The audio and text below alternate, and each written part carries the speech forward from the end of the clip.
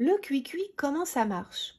Imaginons qu'on veuille cuire du riz avec des petits légumes à la provençale et du poulet aux épices. On dispose d'une casserole en métal de 18 cm de diamètre intérieur, de deux récipients à cheminée en terre cuite, d'un couvercle à cheminée et de son bouchon carotte. Regardons ce qui se passe à l'intérieur. Dans la casserole à métal, on met de l'eau à bouillir. Dans le premier récipient, on met tous les légumes, les morceaux de poulet préalablement grillés 5 minutes, histoire de leur donner une petite coloration, toutes les épices et herbes fraîches, thym, romarin, etc. Dans le deuxième récipient, on met le riz avec juste un peu d'eau, moins qu'habituellement, vous allez comprendre ensuite pourquoi. Observons maintenant la circulation des flux dans tout ce système. On s'aperçoit déjà que les flux de chaleur les plus violents par conduction n'atteignent pas les récipients en terre.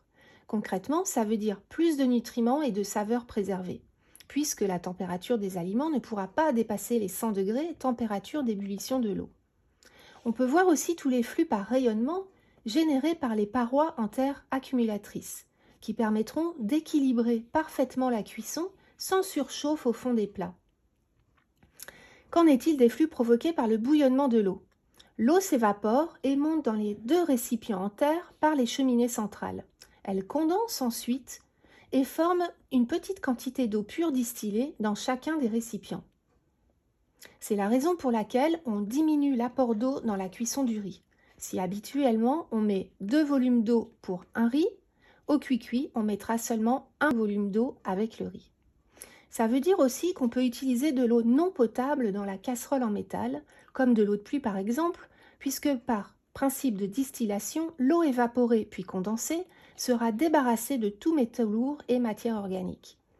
Dans le récipient des légumes et poulets, cette eau pure s'ajoutera au jus des légumes pour former un savoureux bouillon. En fin de cuisson, pour éviter que la condensation continue à s'accumuler dans le plat, il suffit de retirer le bouchon.